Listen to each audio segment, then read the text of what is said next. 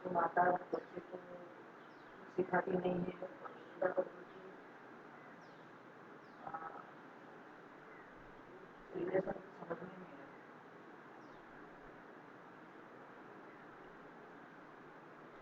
श्री राम।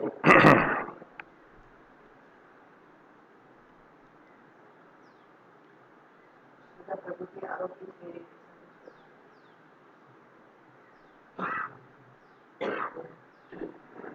श्री राम।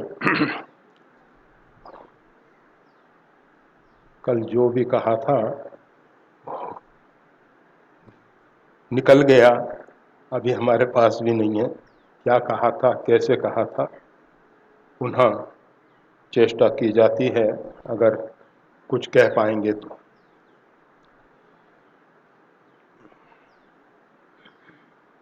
भगवान श्री कृष्ण ने कहा, मनुष्यानाम सहस्रेषु, हजारों मनुष्यों में, कश्चिद यद तति सिद्धया, कोई एक ऐसा होता है जो कार्य को पूर्ण करने के लिए प्रयास करता है, अथवा इस बोध की प्राप्ति के लिए, इस ज्ञान की प्राप्ति के लिए प्रयास करता है। कौन सा ज्ञान? उस ज्ञान को जानने के बाद जब कुछ जानना शेष नहीं रहता है, उस ज्ञान के लिए कह रहे हैं भगवान श्री कृष्ण। और उन प्रयास करने वालों में कश्चिन माम बेति तत्वतः, कोई एक ऐसा होता है जो मेरे को तत्व से जान जाता है।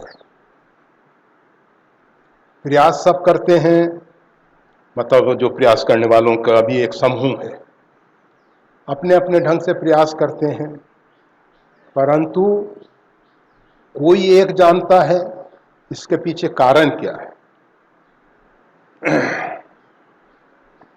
हमें ऐसा लगता है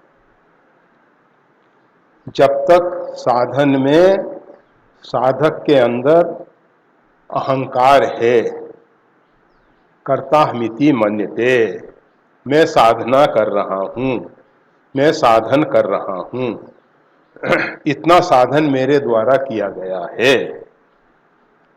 तब तक जो परिणाम आना चाहिए वो नहीं आता है, नहीं आता। फिर ये गुण साधन ते नहीं, तुमरी कृपा पाप कोई ऐसा है जो भगवत कृपा से उस स्थिति में पहुंच पाता है, साधना से नहीं पहुंचा जाता है। फिर प्रश्न उठता है, फिर साधना ही क्यों की जाती है? जब साधन से पाना ही नहीं है तो फिर साधनाएं बेकार है, छोड़ देना चाहिए। कहा नहीं, पूर्ण रूपेण साधना की जाए और साधना के अंदर अहंकार ना आए, तब तक साधना करते रहना चाहिए। हनुमान जी महाराज इतना अधिक नाम जप किए, तापर में रघुवीर दुहाई, जाने नहीं कछ भजन उपाय। मैं रघुनाथ जी की दुहाई के मतलब निश्चल भाव से कह रहे हैं वो, यह नहीं कि लोगों को दिखाने के लिए कार्पण्यता है, जैसा बहुत से लोग, नारद जी नहीं कहा कृपा तुम्हार सकल,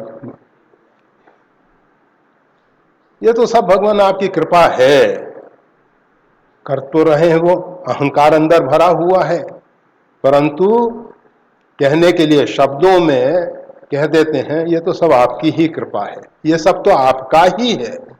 और जानते हैं कि अगर इसमें से कुछ भी ले लिया गया, बहुत से व्यक्ति कहेंगे ये सब घर आपका है, परिवार आपका है, सब आपका है, हम कहें कि लाओ एक बेटे को हमको दे दो, परेशान हो जाएंगे, नहीं दे पाएंगे कहने के लिए।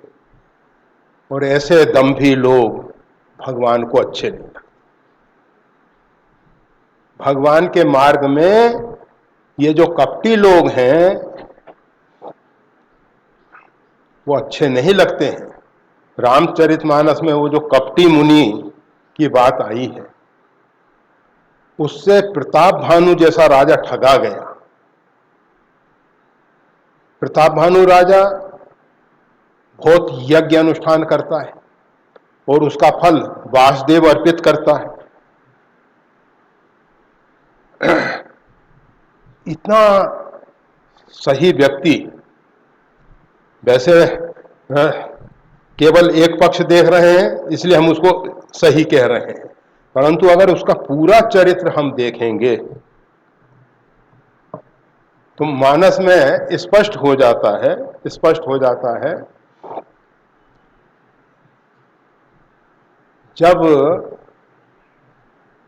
पिता आत्म कल्याण के लिए वन में जाने लगे, वानप्रस्थी जीवन जीने के लिए, जेठे सुतहि राज नृप दीना, अपने ज्येष्ठ पुत्र को अर्थात प्रताप भानु को राज दिया गया और उन्होंने स्वीकार कर लिया। कहा इसमें कौन सी भूल की गई, परंतु एक दूसरा पक्ष मनु शत्रुपा का है।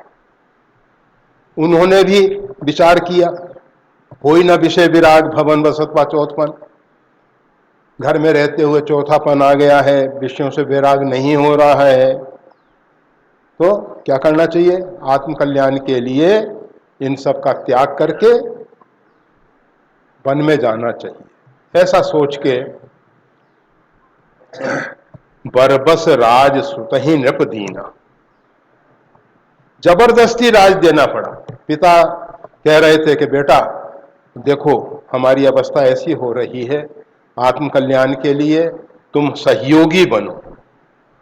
पुत्र कहता कि पिताश्री आप यहीं घर में रह के साधना करो, आपको वन में जाने की क्या जरूरत है, हम सब कार्य करेंगे परंतु केवल आपकी छत्र छाया बनी रहे। अब पुत्र का आग्रह भी सही है, जैसा पुत्र को होना चाहिए वैसा कह रहा है, परंतु उन्होंने देखा कोई ना विषय विराग भवन बसत, भवन में रहते हुए चौथापन आ गया। इतना समय में अगर वैराग्य होना होता तो हो गया होता, पर नहीं हो रहा है, तो बरबस जबरदस्ती राज देना पड़ा। पुत्र को अपेक्षा नहीं है।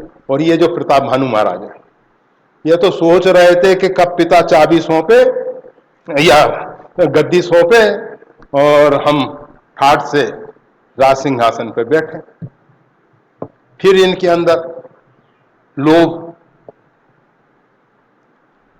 राज का विस्तार किया। सबसे पहले जहां तहां पर ही अनेक लड़ाई, कितने लोगों को निरपराध मार दिया गया। हम अपने देश की रक्षा के लिए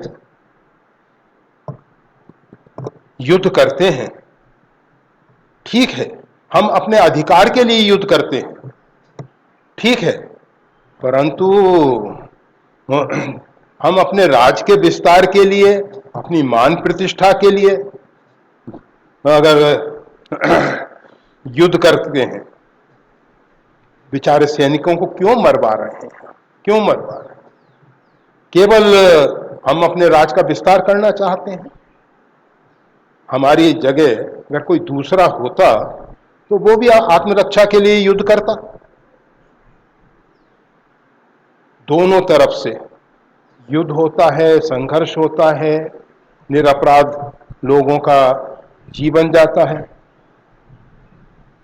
महाभारत से पूर्व भगवान श्री कृष्ण ने पूरी कोशिश की कि युद्ध ना हो। उन्होंने तो यहां तक कहा कि केवल 5 गांव पांडवों को दे दिए जाए और पूरा हस्तिनापुर, इंद्रप्रस्थ सब तुम संभाल लो। इतना बड़ा साम्राज्य, परंतु दुर्योधन कहता है कि सुई की नोक के बराबर भी मैं राज देने के लिए तैयार नहीं हूं। भगवान ने सब प्रकार से अपना प्रभुत्व दिखा के, सब प्रकार से कि किसी प्रकार से ये लोग मान जाएं। जब नहीं माने तब युद्ध अनिवार्य हुआ और फिर भी भगवान कहां ले गए? कुरुक्षेत्र। धर्म क्षेत्रे कुरुक्षेत्रे समवेता युद्ध सभा। अरे भाई, हस्तिनापुर में ही हो जाने देते ना युद्ध, सेना यहाँ आराम से घरों में विश्राम करती, सुबह युद्ध के समय जाती। अब वहाँ अलग पड़ाव डालो, उनकी खाने पीने की व्यवस्था करो, ये करो, सुरक्षा की व्यवस्था, बहुत काम। घर में रह के तो युद्ध करना बहुत अच्छा था, मतलब हस्तिनापुर में युद्ध बहुत, बंधु भगवान ने कहा निरपराध नागरिकों पे इसके, क्योंकि दिव्यास्त्रों का प्रयोग होगा, उनसे कितने लोगों को क्षति पहुंचेगी, इसलिए उसके लिए वो क्षेत्र अलग चुना गया, अलग। वो तो फिर अलग सब बातें हैं, तो हम तो थोड़ी सी प्रताप भानु की बात कर लेते हैं। तो प्रताप भानु महाराज ने अनेक प्रकार से संघर्ष कर करके जहां तहां पड़ी अनेक लड़ाई और अनेक प्रकार से लड़के अपने राज का विस्तार किया। राज का विस्तार करने के बाद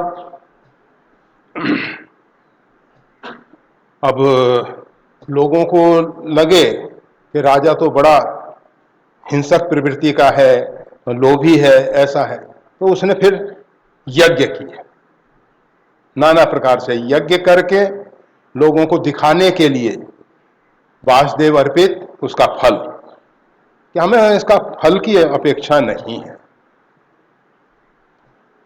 और अनेक अनेक प्रकार से मंदिर मठ बनवा दिए, औषधालय बनवा दिए, जिससे प्रजा को लगे कि राजा सज्जन है। परंतु ये कपटी प्रताप भानु जब कपटी मुनि के पास पहुंचे, हम कपटी हैं तो कपटी हमको मिलेगा ना, अगर हमारे अंदर दुर्भावनाएं हैं तो उसके दूसरे के अंदर भी दुर्भावनाएं अपने आप पैदा होंगी। मन से जो तरंगें निकलती हैं ना, आप किसी के प्रति सत्संकल्प करके देखो तो आप पाओगे उधर से भी वैसा ही प्रतिफलन होगा। पूर्व के ऋणानुबंधन है, कभी कभी कुछ अपने कर्म है वो उसका फल देते हैं, कभी कभी ऐसा नहीं भी हो पाता है, कुछ अंशों में हो पाता है, उसको मालूम जरूर पड़ता है और उसका हृदय भी उस समय बदलता है, परंतु फिर भी वो बरबस जबरदस्ती उस कार्य को करने के लिए मजबूर हो जाता है। वो कठिन प्रारब्ध है, बचना चाहता है फिर भी नहीं बच पाता। परंतु ये प्रताप भानु महाराज जो हैं शिकार के लिए गए और थोड़ी दूर तक नहीं गए, बहुत दूर तक गए। योजन सतर नगर तुम्हारा, 70 योजन दूर कश्मीर से आ गए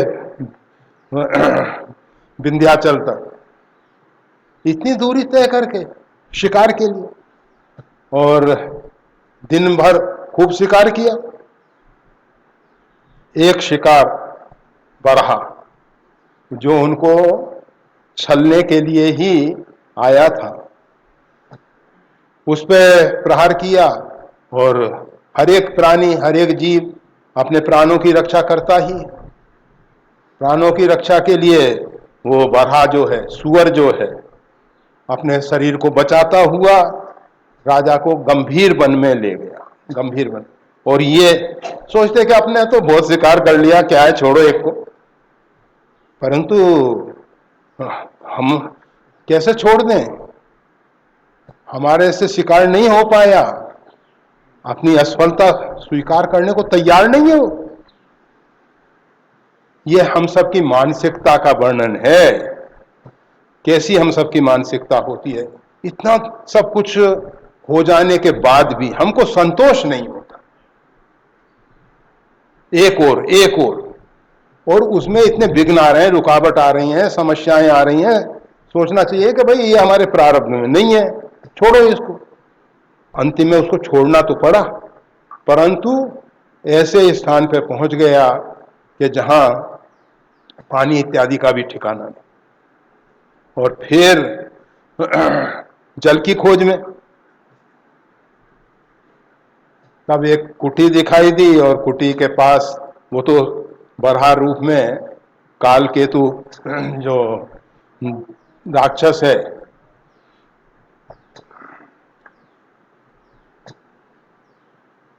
जिसने उस कपटी मुनि के साथ मिलके योजना बनाई थी, उन दोनों ने मिलकर योजना बनाई थी। तो वो काल केतु जो राक्षस है, इनको किसको, सत्य केतु का पुत्र काल केतु के पीछे दौड़ रहा है। ये समाज की एक विडंबना देखो।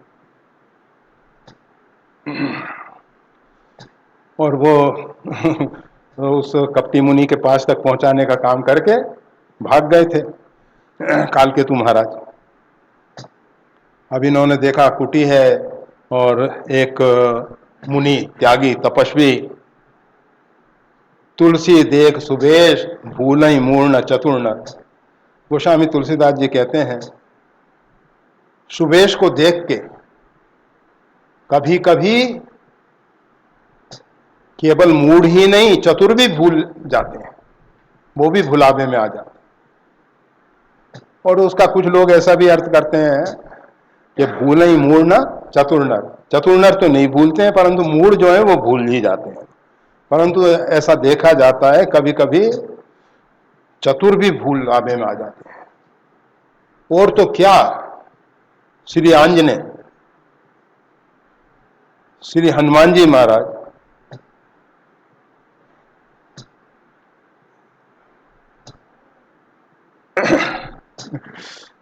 ये जो काल नेमी है, यहां काल केतु है और वहां काल नेमी है। तो नेमी तीरथ वर नेमिश विख्याता, धुरी परिधि। तो ये जो कालनेमी है, इसके द्वारा हनुमान जी भी भुलावे में आ गए। वो तो अच्छा रहा, मकड़ी ने उनको सचेत कर दिया, नहीं तो हनुमान जी महाराज तो जहां राम नाम और कथा सुनने को मिले, विचार भी नहीं करते कौन कह रहा है क्या कह रहा है। वो तो देखते हैं कि भगवत चरित्र भगवत नाम सुनने को मिल रहा है, आनंद आ गया। वो तो भगवान की कृपा, प्यास लग गया ही उनको। अब सोचो,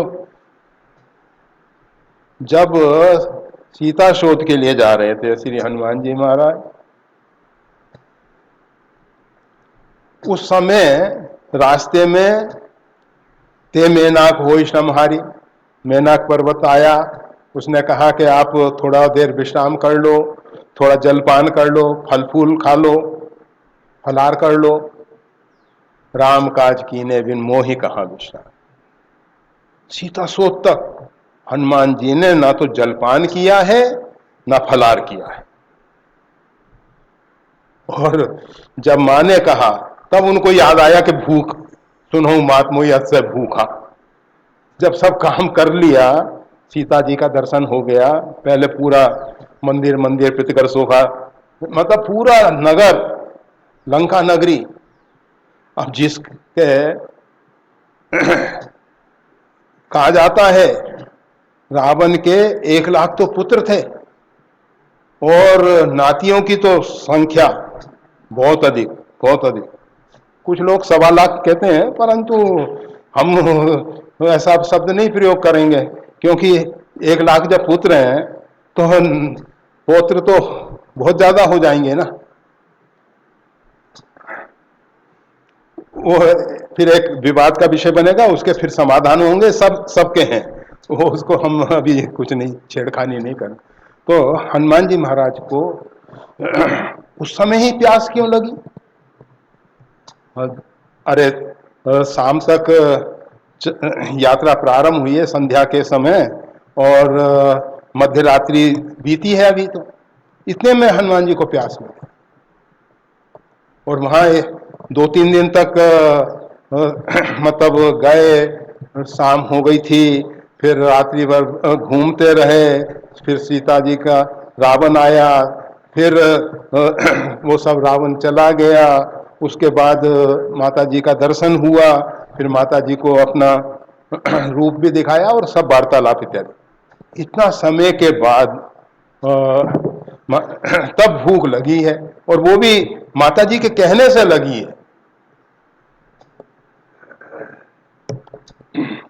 जो भी है, तो ये प्रताप भानु महाराज पहुंच गए कपटी मुनि के पास, और कपटी मुनि ने देखा, पहचान गया, क्योंकि समर सेन तज गए ऊपर आई, उसको मालूम था इसके साथ, प्रताप भानु के साथ लंबे समय तक युद्ध हुआ है, और ये वही राजा आज हमारे चक्कर में फंस चुका है। अब इसको अपने छल बल के द्वारा अपना कार्य सिद्ध करना है, अर्थात इसका नाश करना है। बेरी पुनि छत्री पुनि राजा, छलवल कीन चाहे निज काजा। है तो वो पूर्व का राजा ही, राजाओं के पास जो नीतियां होती हैं वो नीति उसके पास है सब। तो उसने देखा, कहा कि सबसे पहला काम, तुम बहुत प्यासे दिखाई दे रहे हो, जाओ जलपान करके आओ।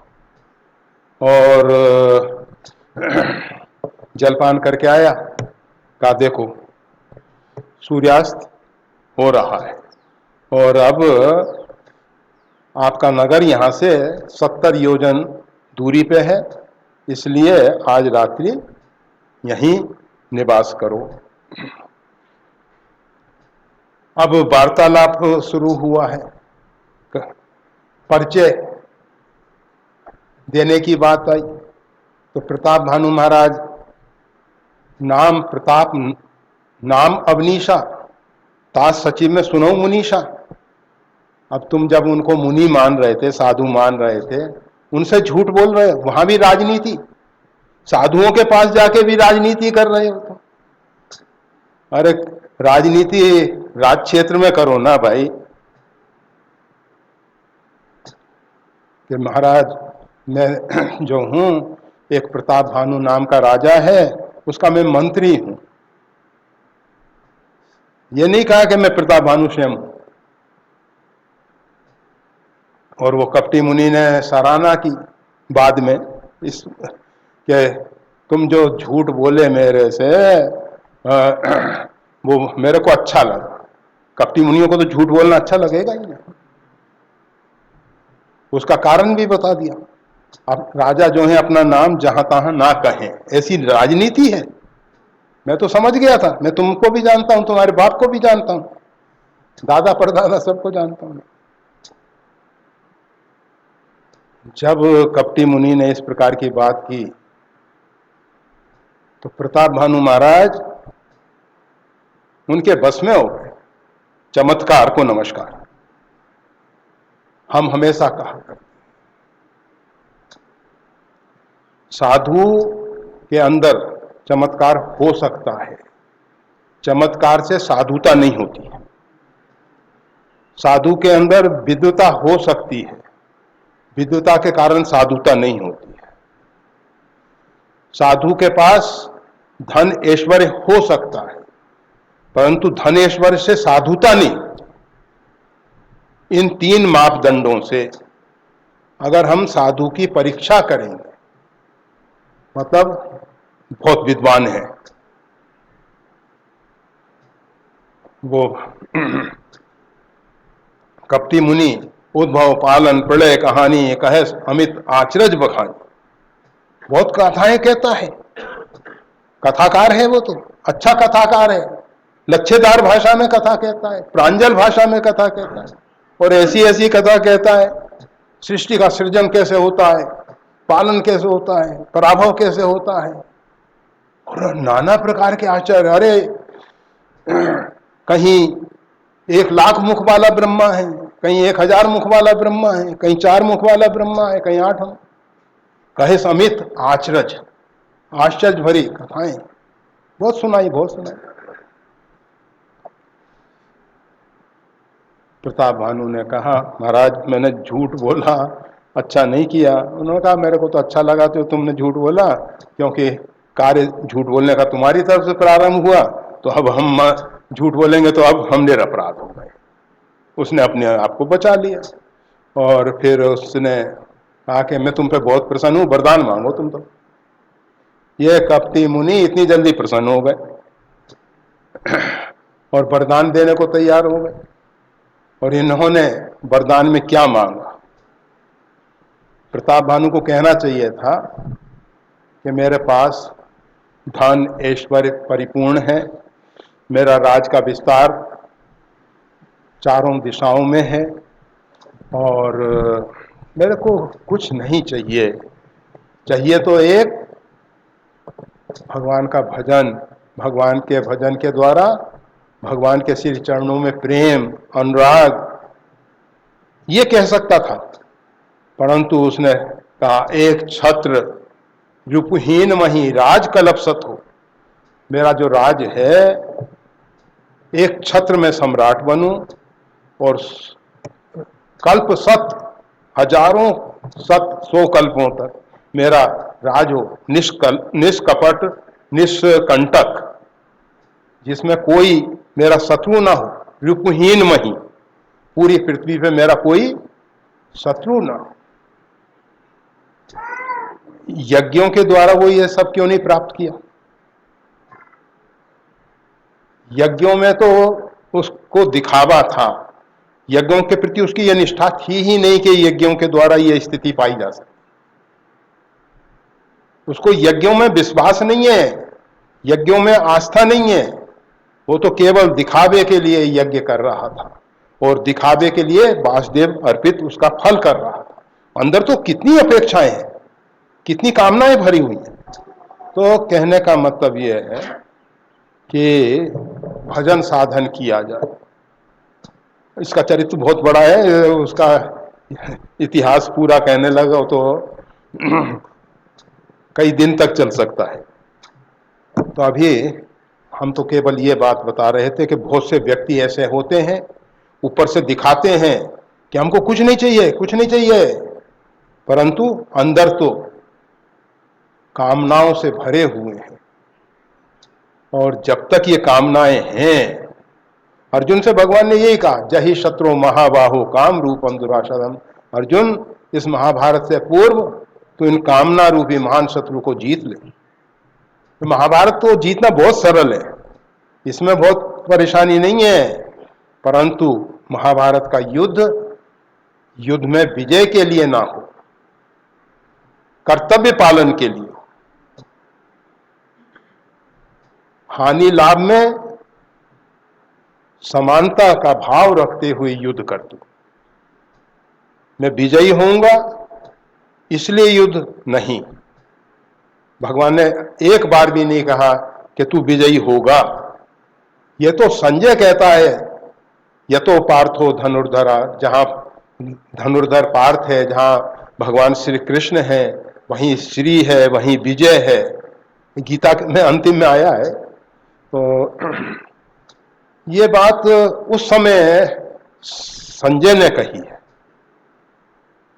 उसको बुढ़ा, वो जो अंधा था ना, धृतराष्ट्र, उसको सुना रहा था, तो उसको कह रहा था।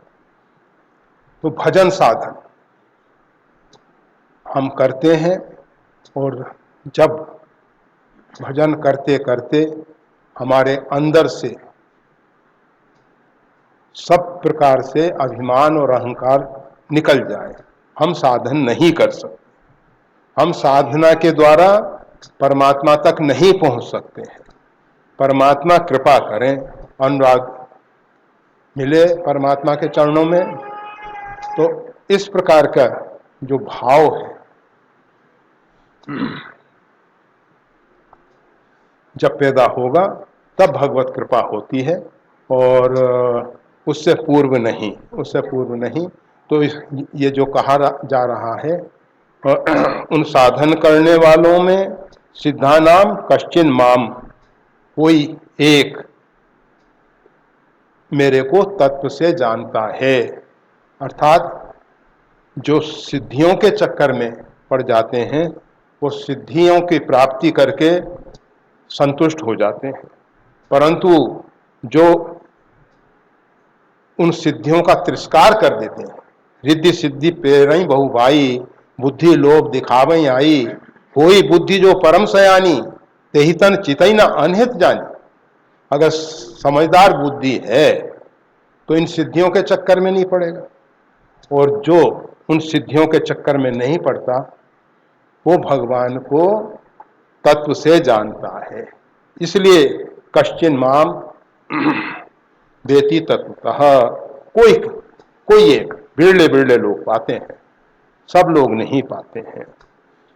उसके पीछे ये सब कारण है कि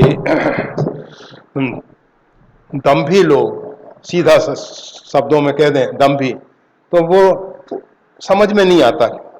हमको लगता है कि हम थोड़ी दंभी हैं, दंभी होंगे दूसरे लोग होंगे, परंतु जब हम प्रताप भानु जैसे राजाओं का चरित्र सुनते हैं तब मालूम पड़ता है कि हम भी दंभी हैं। हम भजन करते हैं, भजन में हमको ये निष्ठा नहीं होती है कि इसका ये परिणाम आ जाए। कर रहे हैं, ठीक है, चल रहा है। दृढ़ता होनी चाहिए कि अगर इस प्रकार से इसका फलश्रुति कही गई है तो इसका ये फल होना ही चाहिए। अगर नहीं हो रहा है तो उसमें कोई ना कोई हमारी कमी है जिसके कारण वो परिणाम नहीं आ रहा है। पर सोचते हैं कि नहीं नहीं, ये तो सब कह दिया जाता है, कहने के लिए कह दिया जाता है, होता थोड़ी है ये सब, कुछ नहीं। अधिकांश लोगों को ये विश्वास ही नहीं होता कि भगवान का साक्षात्कार भी होता है, भगवान मिलते भी हैं, और नहीं लगता कि ऐसा होता है। ठीक है, तो कश्चिन माम वेति तत्वतः, अब भगवान उस ज्ञान का प्रारंभ कर रहे हैं। ये जो भगवान की प्रकृति है, अष्टधा प्रकृति, दो प्रकार की भगवान की प्रकृति है, एक परा एक अपरा। अपरा जो है उसके विषय में पहले कहा जाता है, अपरा यानी नीचे के स्तर की, परा यानी सबसे परे, श्रेष्ठ। दो प्रकार की भगवान की प्रकृति है। सीधे शब्दों में कहें, जड़ और चेतन।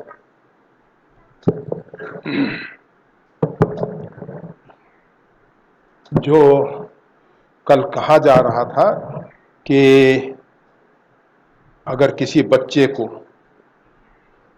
शायद ये बात नहीं समझ में आई हो, किसी बच्चे को किसी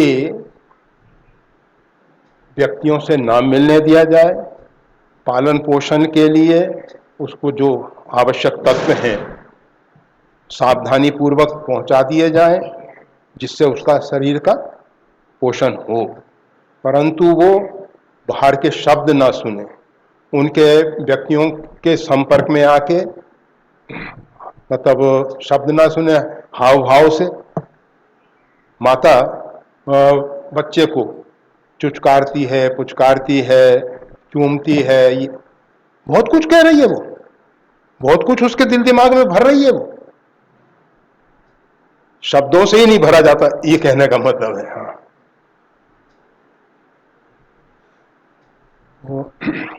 कोई भी व्यक्ति उसके संपर्क में, ना तो माता ना पिता ना और कोई, और हाँ, खुराक इत्यादि उसको पूरी मिले और सब व्यवस्थाएं उसकी हों।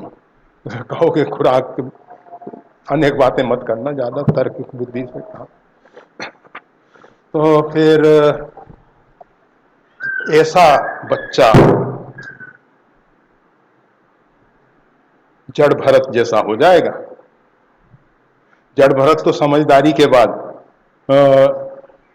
जड़ता को प्राप्त थे, परंतु वो बच्चा ना तो बोल सकेगा, ना सुन सकेगा, ना समझ सकेगा, कुछ नहीं, माटी का धोंदा बना रहेगा।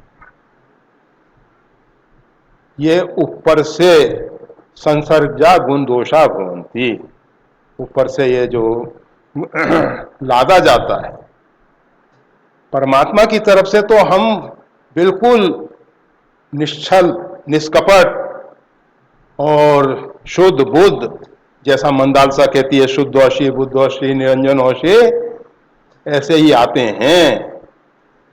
परमात्मा तो हमको ऐसा बना के भेजते हैं, परंतु ये हमारे जो संगी साथी हैं वो हमको बिगाड़ देते हैं। घर वाले, माता पिता बच्चों को बिगाड़ते हैं, बच्चे नहीं बिगड़ते हैं।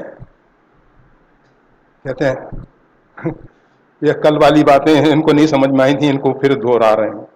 अब थोड़ा थोड़ा ख्याल में आ रहा है तो वैसा बोलते चले जा रहे हैं। बच्चा बड़ा क्रोधी है या किसी की नहीं सुनता है, बड़ा हट्ठी है, ये माता पिता उसको बना रहे हैं, क्रोधी बना रहे हैं, हट्ठी बना रहे हैं। अगर शुरू से कहते बड़ा नालायक है, ये क्रोध करता है, इसमें ऐसे दोष दुर्गुण पता नहीं कहां से आ गए हैं, तो वो दोष दुर्गुणों को दूर करने की कोशिश हो सकती थी, संभावना थी। महापुरुषों के चरित्र सुनाते कि देखो महापुरुषों के जीवन में क्रोध नहीं, ऐसा नहीं, ऐसा नहीं, वो कैसे कितने आगे बढ़ गए, कैसा उज्जवल चरित्र बना उनका। परंतु वो ऐसा नहीं करते। दूसरा, वो देख रहे थे एक वृक्ष जो है खूब सिंचाई के साधन है, ये है वो है, थोड़ी भी हवा से, झंझावात से उसको बचाने की सब व्यवस्थाएं हैं, और एक पेड़ को दिया पानी तो दिया, नहीं दिया तो नहीं दिया, प्रकृति ने जो पानी दिया है उसके बाद उसकी जड़ें जैसे जैसे भूमि में पानी जाता है उसके अनुसार अंदर जाने लगती हैं, और जिसका लिए वो ऊपर से व्यवस्था की जाती है तो वो पौधे की जड़ें ऊपर ही ऊपर रह जाती हैं, क्योंकि ऊपर से मिल जाता है, उसको नीचे जाने की जरूरत ही खत्म, वो पौधा कमजोर हो जाता है। तो ये जो साधनों में पले हुए बच्चे हैं, जिनके माता पिता बच्चों को बहुत अधिक सुख सुविधाएं साधन देके पालते हैं, बच्चों को बिगाड़ देते हैं। बच्चे मजबूत नहीं बन पाते, थोड़ा सा हवा लगी, जुकाम, सर्दी, निमोनिया, अरे वो बेचारे बंजारों के बच्चे, शीत लहर चल रही है, पड़े हुए हैं, लू चल रही है, लपट चल रही है, पड़े हुए हैं, वर्षा हो रही है, पानी ऊपर से टपक रहा है, सो रहे हैं, मजबूत बन।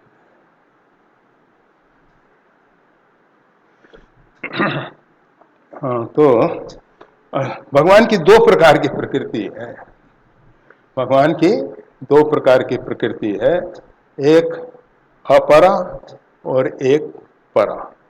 अपरा प्रकृति जो है उसके अंदर अष्टधा प्रकृति कहा जाता है। प्रकृति रष्टधा, अर्थात वो अष्टधा प्रकृति के रूप में कही गई है। उसमें पहला भूमि, रापो, अनलो, वायु, खम, मनो, बुद्धि, रेव च अहंकार इत्यम में भिन्ना प्रकृति रष्टधा। ये 8 प्रकार की जो प्रकृति है, भूमि, जल, वायु, अग्नि, वायु, आकाश, इसमें जो क्रम दिया है उससे कोई मतलब नहीं है। तो उसके साथ मन, बुद्धि, अहंकार, पंच महाभूत, पंच तत्व।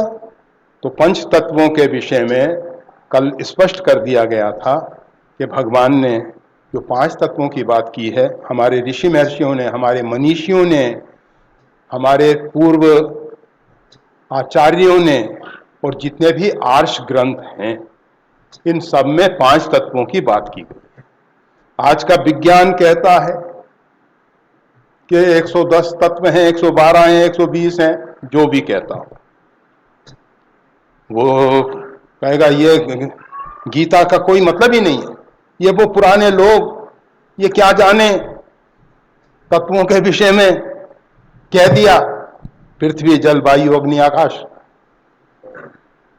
परंतु जो भगवान का कहना है, जो हमारे ऋषि महर्षियों का अनुभव है, उन्होंने ये 5 महाभूतों की जो बात कही है वो वैज्ञानिक तथ्यों के आधार पर है। आज भी विज्ञान ने खोज करके विद्युत की खोज कर ली है, इलेक्ट्रिसिटी, जिस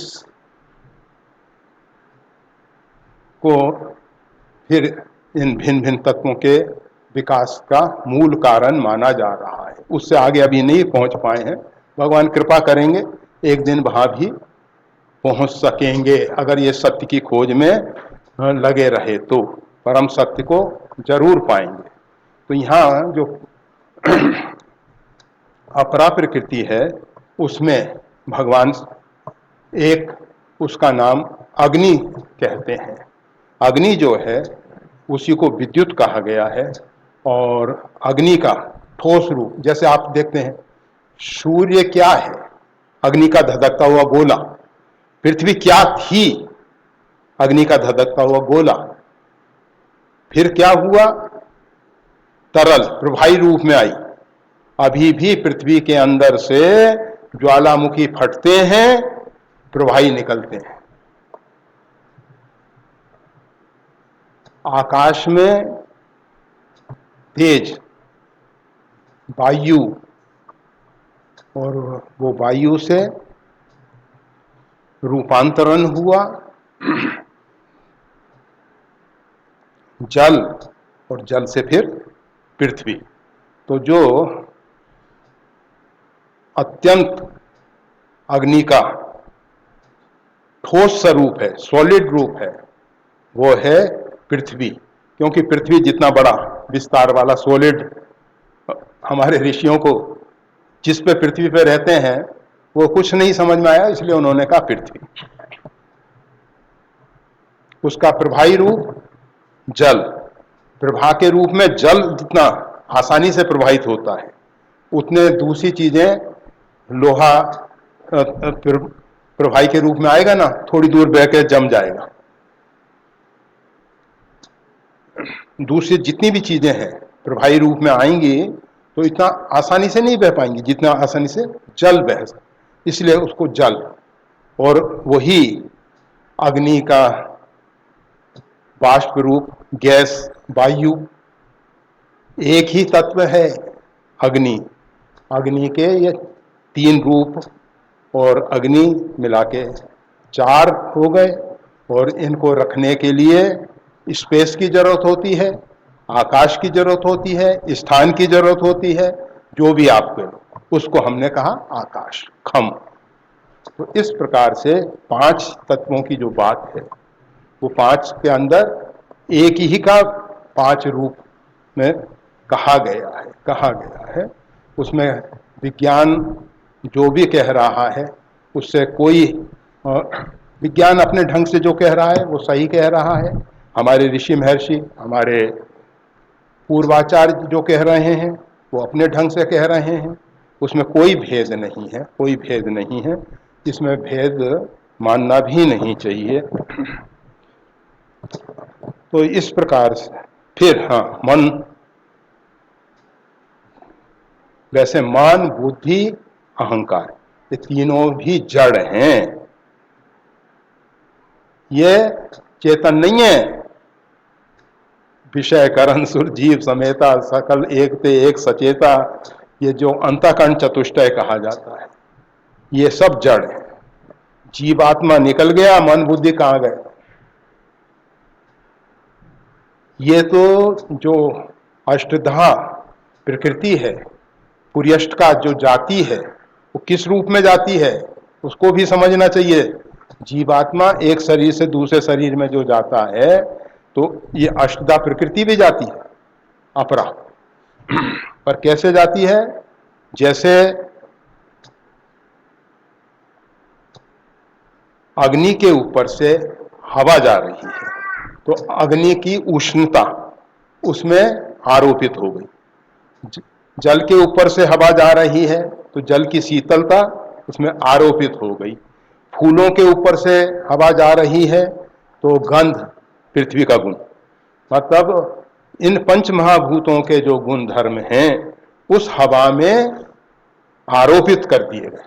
इसी प्रकार से जीवात्मा के मन, बुद्धि, अहंकार और ये पंच महाभूत, ये अष्टधा प्रकृति, ये एक शरीर से दूसरे शरीर में जाते हैं। आत्मा का आना जाना नहीं है, आत्मा तो सब जगह परिपूर्ण है। ये जो जाता है ना, ये जाता है और इसके अंदर जैसा संस्कार भरा हुआ है वो लेके जाता है। इसीलिए पूर्व जन्मों की स्मृति रह जाती है, परंतु वो स्मृति रह जाए तो संसार नहीं चल सकता है। इसलिए विस्मृति भगवान ने दे दी, भूलने की शक्ति। ये भगवान की सबसे बड़ी कृपा है, विस्मृति। हमें तो खूब हो रही है। विस्मृति भगवान ने बहुत कृपा करके दी है। अगर इंसान के घर कोई सुखद घटना ऐसी घटी, उसका हर्ष में वो पागल हो जाए, परंतु थोड़े क्षणों में भूल जाता है, फिर दूसरी बातें आ जाती हैं ख्याल में। इसी प्रकार से कोई अत्यंत दुखद घटना घटी तो फिर उसके बाद हम अगर भूले नहीं तो उसमें भी हमारे जीवन लीला पूरी हो जाएगी। ये विस्मृति भगवान ने बहुत अच्छी दी। कुछ क्षणों पहले इंसान कहता है कि हम इसके बिना रह नहीं सकते हैं, फिर भूल जाता है।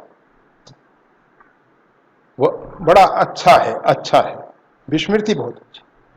तो भगवान ने विस्मृति दी है, वो संस्कार तो सब भरे हैं अंदर, उनको लेके ही एक शरीर से दूसरे शरीर में गमन होता है। अब इसके बाद भगवान कह रहे हैं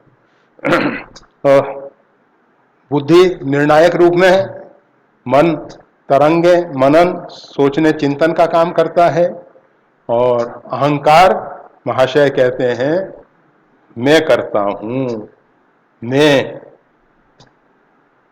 ये अहंकार महोदय बहुत मिथ्यावादी हैं, बहुत झूठे हैं।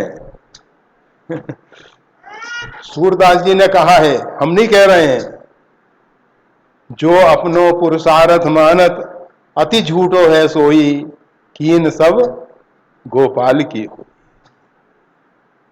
पुरुषार्थ तो पुरुष तो एक है, हम सब प्रकृति हैं, चाहे वो परा प्रकृति, जीवात्मा परा प्रकृति। और कबीर साहब अपने को अनेकों स्थानों पे स्त्री लिंग के रूप में प्रयोग करते हुए पाए गए, उनकी साखियों में, उनकी वानियों में, और कहीं तो उन्होंने स्पष्ट कह दिया मैं तो उनकी दुल्हनिया। ये दुल्हनिया का मतलब ये नहीं है कि दुल्हन है, वधू है। ये प्रकृति की बात कही जा रही है। प्रकृति, हम सब परमात्मा की प्रकृति हैं। पुरुष तो एकमात्र परमात्मा है, परमात्मा है। उसमें प्रकृति में दो प्रकार की प्रकृति है, यह अष्टधा प्रकृति की चर्चा हुई। अब अपरे यमित स्वधन्या प्रकृति विद्धि में पराम, इसके अतिरिक्त ये जो 8 भेद वाली अष्टधा प्रकृति की बात की गई, इसके अतिरिक्त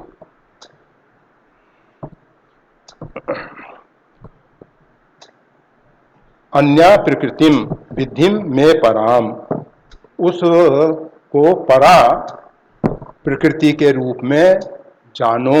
विधिम मतलब जानता हूं। एक प्रकृति अपरा हुई, वो कौन सी है? जीव भूतान महाभावो ययदम धार्यते जगत, वो जीव रूप में परा प्रकृति है, चेतन रूप में परा प्रकृति है, जिसने इस संपूर्ण जगत को धारण कर रखा है। इस प्रकार ये संपूर्ण जगत किसके द्वारा धारण किया जा रहा है? परा प्रकृति के द्वारा। अपरा तो बिचारी जड़ है, एक जड़ है, एक चेतन है कहने के लिए। और ये सब आए कहां से हैं और हैं क्या? एको अहम। सर्वम खलम मिदम ब्रह्म ब्रह्मात् किंचिन न विद्यते तस्मात् ब्रह्म स्वरूपम ही सत्यम सत्यम इदम जगत। परमात्मा और परमात्मा की प्रकृति। और जय सृष्टि उपाय त्रिविध मनाई संग सहाय न दूजा। उसने कहीं बाहर से उपादान कुछ नहीं लाया है। वो मतलब निमित्त उपादान कारण से कोई चीज का निर्माण होता है, परंतु वो परमात्मा को बाहर से किसी उपादान की जरूरत नहीं पड़ी है। यह निमित्त उपादान कारण के विषय में अनेकों बार बता दिया है। जैसे स्वर्णकार है, सोने के आभूषण बना रहा है, तो सोना जो है उसमें उपादान कारण है, स्वर्ण जो है उपादान कारण है। और स्वर्णकार सोना गलाने का पात्र, उसके औजार, चिमटी वगैरह जो भी होंगी उसके पास, फूंकनी वूंकनी आजकल तो दूसरे ढंग आ गए, परंतु वो सब पुराने जमाने से। तो वो जितने भी उपकरण हैं वो सब जो है निमित्त कारण है। और सृष्टि का निमित्त कारण उपादान कारण परमात्मा है। स्वर्ण के आभूषण का उपादान कारण स्वर्ण है, निमित्त कारण स्वर्णकार है, स्वर्ण को गलाने के पात्र हैं और जो अन्य उपकरण है। परंतु परमात्मा को किसी सहायक की जरूरत नहीं है। उपादान कारण भी वही है, निमित्त कारण भी वही है। अर्थात ये परा और अपरा परमात्मा से भिन्न नहीं है। ये जो परमात्मा, और वैसे साधारण भाषा में आप सब जानते हैं, क्या जानते हैं आप सब? कि व्यक्ति और व्यक्ति की प्रकृति उससे भिन्न नहीं है। प्रकृति अर्थात नेचर, स्वभाव।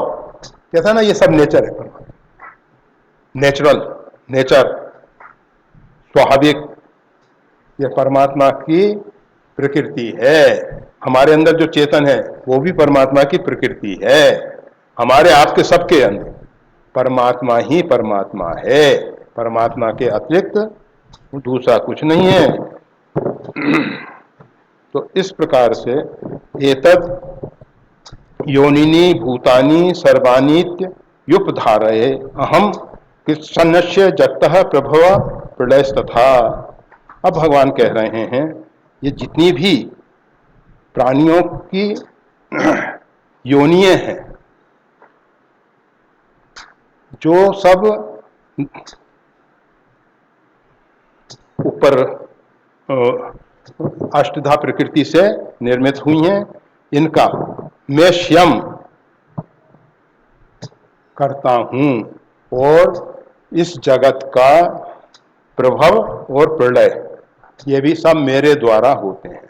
अर्थात ये संपूर्ण जगत भगवान के द्वारा ही प्रकट होता है और भगवान के द्वारा ही पालित होता है। यहाँ तो केवल प्रभव प्रलय तथा प्रभाव और प्रलय की बात की है। मतलब ये संपूर्ण जगत जो है भगवान के द्वारा प्रकट होता है और सब भगवान में ही लीन हो जाता है। उसके लिए तो बारंबार एक उदाहरण देते चले आ रहे हैं, आप सब ख्याल करके सुनते हो तो। समुद्र में असंख्य तरंगें पैदा होती हैं और असंख्य तरंगें विलीन होती रहती हैं।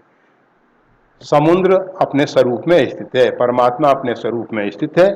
उससे अनंत असंख्य सृष्टियां, अनंत जीव प्रकट होते हैं और अनंत जीव उसमें तिरोहित हो जाते हैं। तो ये भगवान ने दो बातें की। एक तो ये जितनी भी योनियां हैं, हम सब कहते हैं 84 लक्ष योनियां, ये भूतानी, सभी प्राणियों की, भूतों की, मतलब इसमें जड़ चेतन सब आ जाते हैं। ये परा और अपरा प्रकृति के द्वारा धारण किए गए हैं। जितने भी ये 84 लक्ष प्रकार के शरीर हैं, ये परा और अपरा प्रकृति के द्वारा धारण किए गए हैं, बनाए गए हैं। और इन सब में भगवान जो हैं, इस संपूर्ण अस्तित्व का, यहाँ जगत शब्द है, परंतु जगत शब्द का अर्थ हमारे विचार से अस्तित्व कर लेना चाहिए। जितना अस्तित्व है उन सब का कारण परमात्मा है। इतनी बात समझाई गई है। मतः परतरम नान्यत् किंचिदस्ति धनंजय मयि सर्वमिदं प्रोतम सूत्रे मणिगणा इव। इसके बाद भगवान कहते हैं, हे धनंजय, अर्जुन का ही नाम है धनंजय, भिन्न भिन्न नामों से अर्जुन को संबोधित, कहीं पार्थ कहते हैं, कहीं धनंजय कहते हैं। परमात्मा से भिन्न कोई दूसरा कारण नहीं है। इन संपूर्ण सृष्टि का परमात्मा से अतिरिक्त कोई दूसरा कारण नहीं है। परमात्मा जो है, सर्वमिदं प्रोतम सूत्रे मणिगणा इव, जिस प्रकार से सूत में, सूत की ही मणि है, मन के, आप माला बनाओ, कैसी माला बनाओ, जिसमें सूत के ही मन के बना के पिरो दिए गए। तो भगवान यही कह रहे हैं, मयि सर्वमिदं प्रोतम सूत्रे मणिगणा इव, जिस प्रकार से सूत के मनकों को पिरो दिया गया है। ये परा और अपरा जो दोनों प्रकृतियां हैं, और उनके द्वारा ये जो 84 लक्ष प्रकार की योनियां हैं, ये सब जो कुछ विस्तार हो रहा है, ये सब परमात्मा में ही स्थित है। ये परमात्मा से भिन्न कुछ नहीं है, कुछ नहीं है। इस बात को जान लेना सबको जान लेना हो जाता है। अर्थात स्वर्ण को जान लेने पर स्वर्ण के आभूषण, चाहे वो कान के कुंडल हैं, हाथ के कंगन हैं, गले का हार है, कान का कर्णफूल है, जितने भी आभूषण हैं, स्वर्णकार उसमें स्वर्ण ही स्वर्ण देखता है। उसको उससे भिन्न कुछ दूसरा नहीं दिखाई देता है, वो उसमें स्वर्ण को देख लेता है। इसी प्रकार से जो तत्ववेता मुनि है, वो संपूर्ण विश्व ब्रह्मांड में परमात्मा को देख लेते हैं। परमात्मा ही इन सब भिन्न भिन्न नाम रूपों में व्यक्त हो रहे हैं।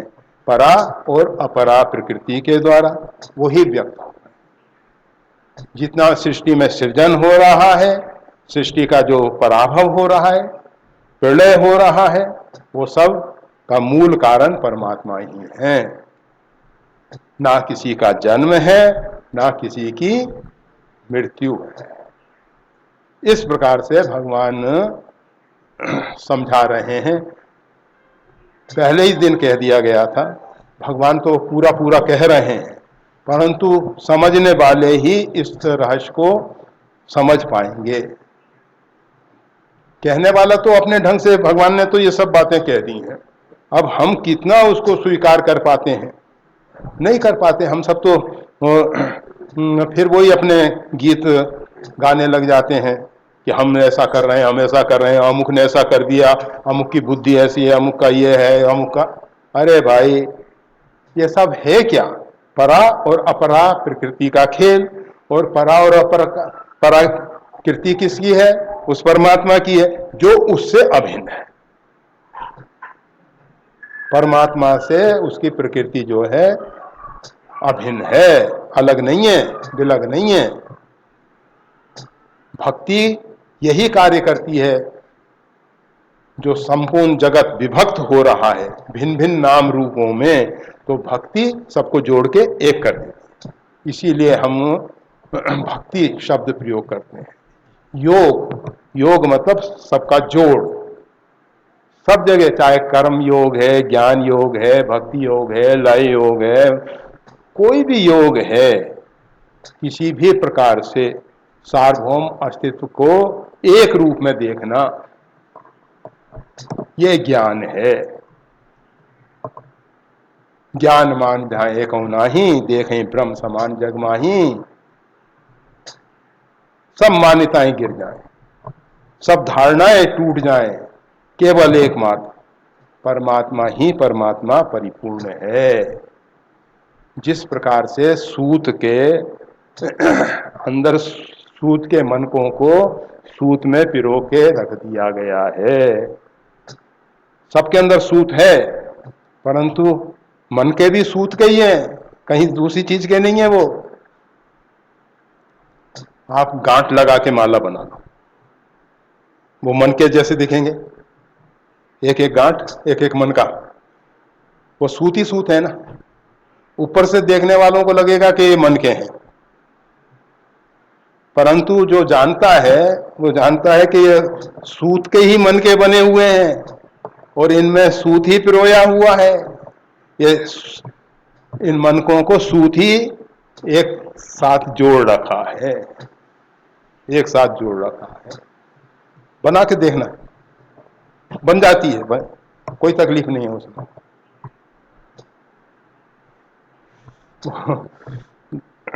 तो अभी तो घड़ी तो कह रही है कि बहुत बकवास कर ली, भैंस के सामने बजाए जाओ। हम जाए हम जे नहीं, जनावर जैसे ही जा। श्री राम, जय राम, जय जय राम।